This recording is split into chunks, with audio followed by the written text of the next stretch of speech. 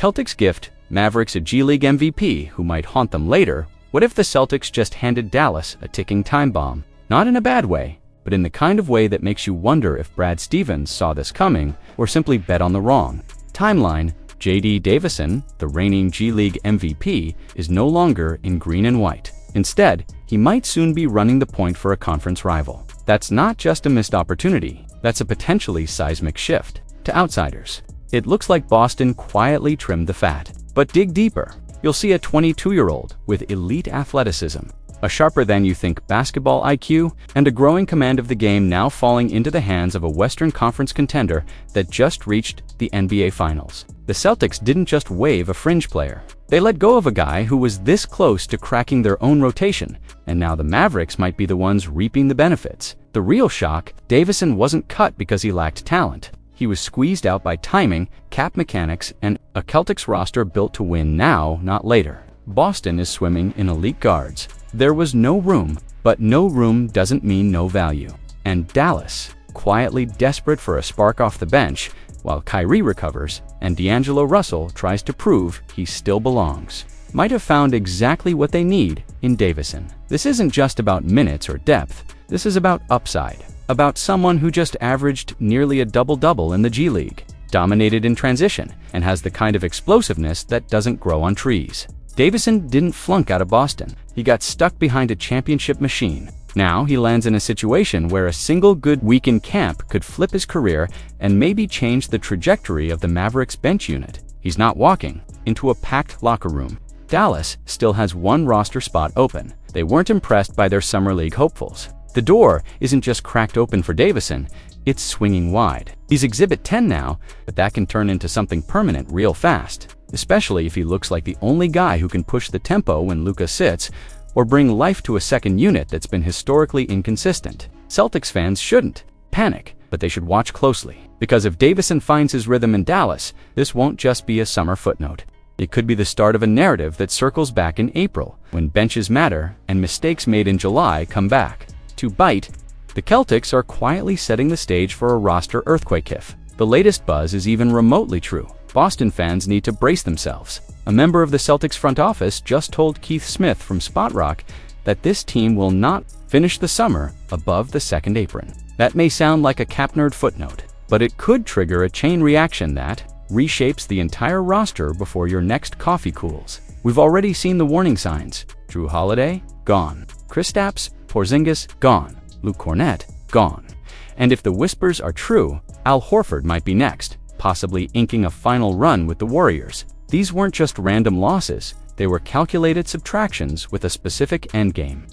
And that endgame is now coming into focus. The second apron is not just a soft suggestion, it's a financial vice grip. Staying above it means frozen draft picks, zero mid-season flexibility, and punishing luxury taxes for a team that may be temporarily without its franchise cornerstone, Jason Tatum, as he recovers from a torn Achilles tendon. Without him, the Celtics are not a title favorite, and they know it. As one executive admitted to Smith, "You can't be in the second apron and not be a contender. That's just bad management." That sentence says more than it seems. It's a cold, pragmatic acknowledgement that more changes are not only coming, they are necessary. The goal is clear now. Boston wants cap maneuverability. They want optionality. And to get there, they might have to make one more surprising cut. Enter Anfernee Simons. His $27.6 million salary could be the single domino that needs to fall. Not because he's a bad player, but because the league isn't screaming for scoring first guards right now. The market is tight. The teams aren't desperate. And Simons, despite his shooting touch, has defensive limitations that become more glaring in playoff situations. Trading him might not bring a haul, but it could unlock the cap relief Boston craves. Then there's Georgia's Niang and Sam Hauser, two elite shooters, two affordable contracts, two players any playoff team would snatch in a heartbeat. At least one of them is likely staying, maybe both, because when Tatum returns, you want shooting around him, and the Celtics are betting that the right role players in the right system can elevate them when it matters most. This is not a teardown. This is a tactical reset. The Celtics are playing 4D chess, while most of the league is still reacting to checkers moves. Fans might feel the sting of losing familiar faces, but there's a bigger plan unfolding behind the curtain. And if this The front office keeps its promise to duck under the second apron. The next move might be the most unexpected yet. The storm isn't coming. It's already started. What if I told you the Celtics offseason is far from over? That behind the scenes, Boston may be planning a final, game-changing twist. While fans are celebrating a strong summer league and new signings like Anfernee Simons and Georgia's Niang, something's quietly brewing under the surface. This isn't just about role players or rotations. It's about survival in a financial minefield that could explode before training camp even begins. The truth? Boston's front office might be preparing for one last surgical strike, one that could change everything we think we know about this team. Asterisk, is Boston really done making moves? Asterisk, the roster looks full, right? But don't be fooled. Behind the 15 guaranteed contracts and those glowing summer league performances, there's unfinished business. Anfernee Simons hasn't been officially introduced.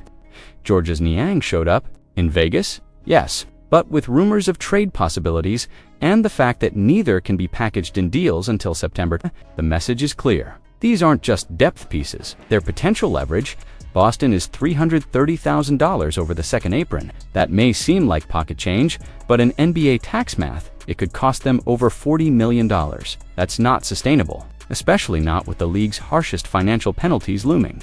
If Brad Stevens wants to stay competitive and avoid sacrificing core pieces, one more move isn't optional. It's inevitable. Asterisk, could Niang be gone before Game 1? Asterisk, Niang's presence at Summer League wasn't just a formality. It was a test. A test of fit, of chemistry, and frankly, of public reception. Let's not forget, Celtics fans didn't exactly roll out the green carpet. His arrival stirred up lingering tension from the 2023 playoffs, and he's still joking about being the consolation prize for Porziņģis. That self-awareness is charming, but don't let it distract you. If Niang's $6.4 million contract can save Boston over $30 million in tax penalties, the front office will think twice before keeping him. The timing is perfect for a stealth move, especially with luxury tax deadlines and trade restrictions expiring soon. Keep your eyes open. This could escalate quickly. Asterisk, what's the real plan with Simons? Asterisk, Simons is talented, explosive scorer, space creator, offensive spurt plug, but here's the twist. His skill set overlaps with what Peyton Pritchard brings and takes touches away from Derek White. So why bring him in?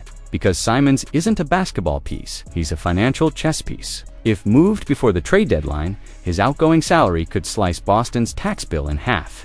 Teams like Brooklyn and Utah are lurking, and if the Nets stall their extensions with Cam Thomas and Daron Sharp, Simons could be the centerpiece of a cap space-fueled swap.